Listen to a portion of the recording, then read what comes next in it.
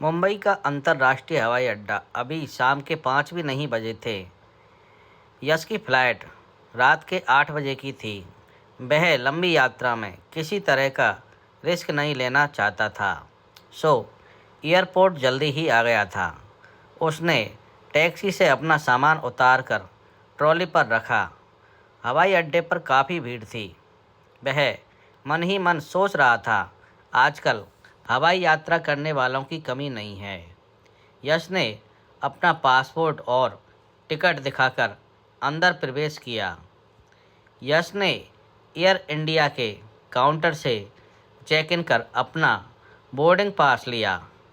उसने अपने लिए किनारे वाली सीट पहले ही बुक करा ली थी। उसे यात्रा के दौरान विंडो या बीच वाली सीट से निकलकर बाथरूम जाने में परेशानी होती है।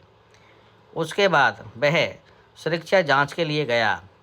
सुरक्षा जांच के बाद टर्मिनल 2 की ओर बढ़ा, जहां से एयर इंडिया की उड़ान संख्या A314 से उसे हांगकांग जाना था।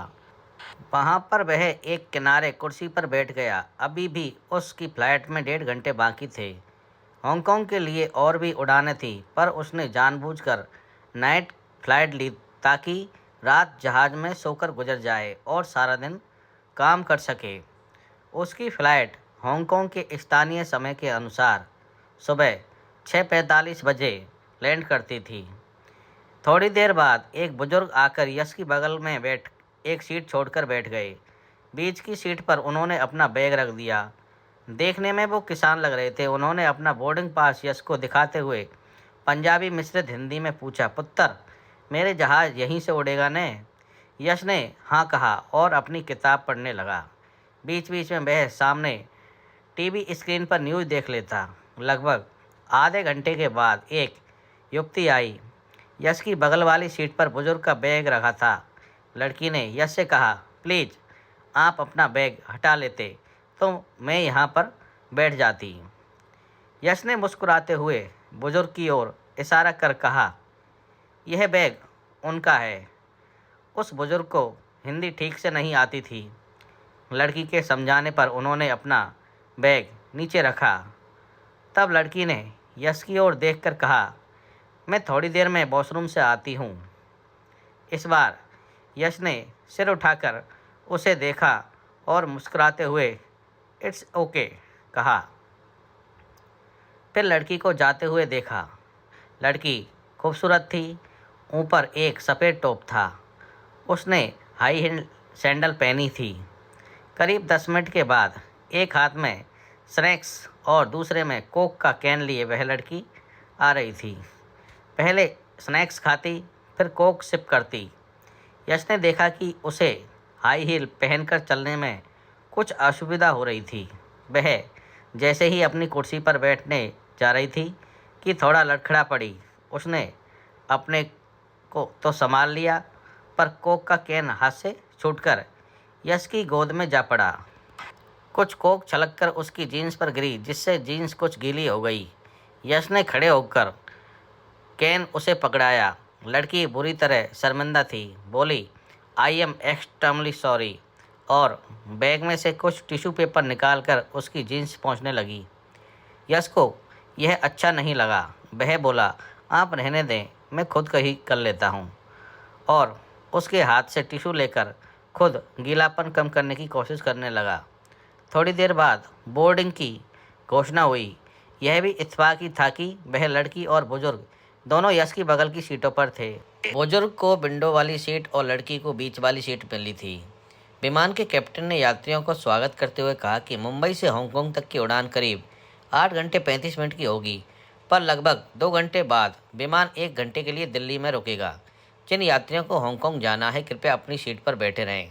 विमान परिचारिका ने सुरक्षा नियम समझाए। बुजुर्ग यात्री पहली बार हवाई जहाज़ से यात्रा कर रहे थे। उन्हें बेल्ट बांधने में लड़की ने मदद की। उन्होंने बताया कि वे कनाडा जा रहे हैं। वे कुछ दिन हांगकांग में अपनी भतीजी की शादी के सिलसिले में रुकेंगे।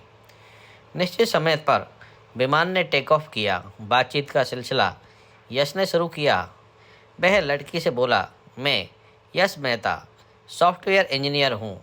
मेरी कंपनी बैंकिंग सॉफ्टवेयर बनाती है। अभी मैं एक प्रोडक्ट के सिलसिले में हांगकांग के बार्कले इन्वेस्टमेंट बैंक और एचएसबीसी बैंक जा रहा हूँ। Glad to meet you. मैं ऋचा शर्मा। हांगकांग में हमारा बिजनेस है। तब तो आप अक्सर वहाँ जाती होंगी? जी नहीं, पहली बार जा रही हूँ। जब तक जलपान दिया गया, यश और ऋचा ने देखा कि वे बुजुर्ग बार बार उठकर बाथरूम जा रहे हैं, जिसके चलते ऋचा को ज़्यादा परेशानी हो रही थी। यश किनारे वाली सीट पर था तो वह अपने पैर बाहर की तरफ मोड़ लेता। बुजुर्ग ने बताया कि उन्हें शुगर और किडनी दोनों बीमारियां हैं। उनकी एक आदत यश और ऋचा दोनों को बुरी लगी कि विमान परिचारिका जो भी कुछ सामान अगल बगल की सीट पर देती, वे अपने लिए भी मांग बैठते। कुछ देर बाद विमान दिल्ली हवाई अड्डे पर उतर रहा था। करीब 1 घंटे के बाद विमान ने हांगकांग के लिए उड़ान भरी। आधे घंटे के बाद डिनर सर्व हुआ। डिनर के बाद यश सोने की तैयारी में था। तभी ऋचा ने अपने रिमोट से परिचारिका को बुलाने के लिए कॉल बैट का बटन दबाया। थोड़ी देर में वह आई। ऋचा ने उसके कान में धीरे से कुछ कहा। परिचारिका, श्योर मैम, मैं देखती हूँ, बोलकर चली गई। कुछ ही देर बाद वह लौट कर आई। उसने एक टिश्यू में लिपटा हुआ कुछ सामान ऋचा को दिया। बुजुर्ग ने कहा, पुत्र, एक मुझे भी दे दो। ऋचा शर्मा रही थी और अपनी हंसी भी नहीं छिपा पा रही थी। बार बार समझाने पर भी वे नहीं मान रहे थे। तब परिचारिका ने झुंझलाकर कहा, आपको भी मासिक धर्म है क्या? बुजुर्ग बोले, छी, क्या बोलती है? तब जाकर उनकी समझ में बात आई। यश ने कहा, मैं देख रहा हूँ आप हर चीज़ अपने लिए मांग रहे हैं। आते समय मेरे बेटे ने समझाया था कि शर्म नहीं करना, सब चीज़ें जहाज़ में फ्री मिलती हैं। यश हंस पड़ा। इसी बीच ऋचा सैनिटरी नैपकिन लेकर वॉशरूम चली गई। 10 मिनट बाद वह लौटकर अपनी सीट पर आ रही थी कि बगल की सीट पर एक बैठा यात्री सो रहा था और उसका हेडफोन नीचे गिर गया था। ऋचा का पैर हेडफोन की तार में फंस गया। ऊपर से हाई हील पेंसिल नोक वाली सैंडल ऋचा गिर पड़ी। वह उठने की कोशिश कर रही थी पर दोबारा फिसल पड़ी। यश ने उसे सहारा देकर अपनी सीट पर बैठाया। थैंक्स अ लॉट, ऋचा बोली। इट्स ओके, पर एक बात पूछूं, बुरा मत मानिए, आप हाई हील में सही नहीं लगती, फिर फ्लाइट में क्यों इसे पहनकर आई हैं? हाई हील के बगैर मेरी हाइट 5 फुट से भी कम हो जाती है। वैसे मैं रेगुलर इसे यूज नहीं करती। थोड़ी देर बाद ऋचा को नींद आ गई। उसने नींद में यश के कंधे पर अपना सिर रख दिया। यश को उसका सामीप्य अच्छा लग रहा था। कंधे पर एक खुशनुमा बोझ तो था, पर उसके बदन और बालों की खुशबू यश को रोमांचित कर रही थी। वह यथावत स्थिति में बैठा रहा। उसे डर था कि कहीं हिलने डुलने से ऋचा की गर्दन न टूट जाए और वह इस आनंद से वंचित रह जाए। बीच में कभी ऋचा की नींद खुलती तो वह सीधा होकर बैठती, पर 5 मिनट के अंदर फिर यश के कंधों पर लुढ़क जाती। इस बीच यश ने दोनों सीटों के बीच वाले हिस्से को उठाकर खड़ा कर दिया। कभी तो ऋचा का सिर उसके सीने पर भी आ जाता। तब उसकी नींद खुलती और सॉरी बोलकर सीधी हो जाती और बोलती, मुझसे नींद बर्दाश्त नहीं होती, मैं कहीं भी जाती हूँ किसी तरह अपने सोने भर की जगह बना ही लेती हूँ। यश ने कहा, आप कहें तो मैं आपके लिए कुछ और जगह बना दूँ, मेरे पैर पर तकिया रख के सो ले। Oh no no. पर 10 मिनट के अंदर उसका सिर यश के पैर पर रखे तकिए पर आ गया। यश को भी नींद आ रही थी, पर वह अपनी नींद कुर्बान करने को तैयार था। बल्कि एक आध बार तो उसका दाहिना हाथ ऋचा के बालों पर फिसलने लगता। देखते देखते लैंडिंग की घोषणा हुई।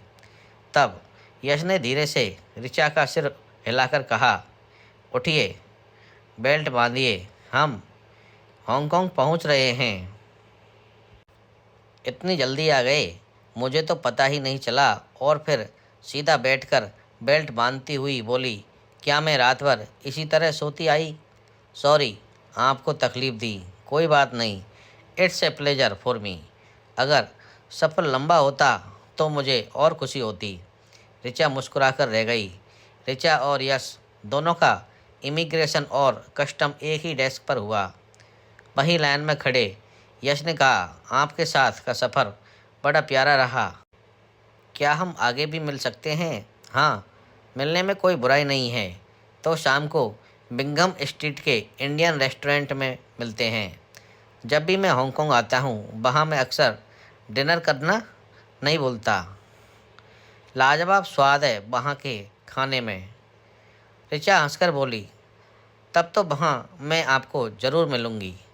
दोनों एयरपोर्ट से बाहर निकले और दोनों अपने अपने गंतव्य स्थान पर चले गए। यश 2-3 घंटे होटल में आराम कर अपने काम पर चला गया। दिन भर वह शाम को ऋचा से होने वाली मुलाकात को सोचकर रोमांचित होता रहा। यश ने शाम को उस इंडियन रेस्टोरेंट में अपना एक टेबल बुक करा लिया था। होटल पहुंचकर वह अपने टेबल पर बैठा बार बार घड़ी देख रहा था। सोच रहा था कि ऋचा बोलकर भी क्यों नहीं आई। वह सोच ही रहा था कि तभी ऋचा सामने आकर खड़ी हुई। यश को मेनू बुक देते हुए बोली, गुड इवनिंग सर, आप खाने में क्या पसंद करेंगे? यश उसे वेट्रेस की ड्रेस में देखकर घबरा गया और बोला, तुम यहाँ वेट्रेस हो? यही तुम्हारा बिजनेस है? Relax sir. अच्छा, आज मेरी पसंद का डिनर लें, आपको शिकायत का मौका नहीं दूंगी। यश ने उसका हाथ पकड़कर बैठाना चाहा तो वह बोली, मैं डिनर लेके आती हूँ, दोनों साथ बैठकर खाएंगे। यश हैरान परेशान सा बैठा था। थोड़ी देर में वह भरपूर खाना लेकर आई। यश ने 2-3 बार पूछना चाहा कि क्या वह वेट्रेस है, पर हर बार वह टाल जाती। खाना खत्म होते ही एक युवक उनके पास आया और उससे ऋचा से पूछा, कुछ और चाहिए? खाना पसंद आया तुम्हारे वीआईपी गेस्ट को? यश उस युवक की ओर देखने लगा। ऋचा बोली, मीट माई हस्बैंड नीलेश। यश भौचक्का सा कभी ऋचा तो कभी नीलेश को देखता रहा। थोड़ी देर बाद नीलेश बोला, हमारी शादी 2 महीने पहले इंडिया में हुई थी। इसे मायके में कुछ दिन रुकने का मन था, मैं यहाँ पहले चला आया। इस होटल में मेजर शेयर हमारा ही है। आपने यात्रा में ऋचा को काफ़ी सहायता की, वह आपकी बहुत तारीफ कर रही थी। दरअसल इस टेबल की वेट्रेस आज छुट्टी पर है। ऋचा बोली कि उसका एक खास गेस्ट आ रहा है, वह खुद मेहमानबाजी करेगी। यश अभी तक इस आश्चर्यजनक वाकये से उबर ही नहीं सका था। वह बोला, ऋचा आपने पहले क्यों नहीं बताया? मैंने कहा था कि मेरा बिजनेस है, पर जब आपने इंडियन रेस्टोरेंट्स का नाम लिया तो मैंने सोचा क्यों न सरप्राइज़ दिया जाए और आपको कुछ देर और रोमांचित होने का मौका दिया जाए। नॉट फेयर ऋचा, मुझे आपने अपने बारे में अंधेरे में रखा। ऋचा ने यश की पीठ थपथपाई और कहा, we will remain good friend. इस होटल में जब भी चाहें आप आ सकते हो। बिल नहीं भी दोगे तो भी चलेगा, पर हर बार मैं आपको सर्व नहीं कर सकूंगी। Hope you don't mind. Nilesh और ऋचा दोनों होटल के बाहर तक यश को छोड़ने आए। यश ने टैक्सी ली और वापस अपने होटल आ गया। यश अब रिलैक्स होकर सोफे पर बैठ गया। उसे एहसास हो रहा था कि हम बिना दूसरे के बारे में जाने न जाने क्या क्या सोच बैठते हैं। ऋचा को देखकर उसने न जाने क्या क्या सोच लिया था। गलती तो उसी की थी, मन तो बावरा है, लेकिन अपनी सोच पर तो हमारी खुद की पकड़ होती है। यश को अपने आप पर हंसी आई, फिर लंबी सांस भरकर बोला, नॉट अगेन। तो दोस्तों, आपको ये कहानी कैसी लगी कृपया कमेंट करके हमें ज़रूर बताएं और मेरे चैनल को शेयर एंड सब्सक्राइब करना ना भूलें।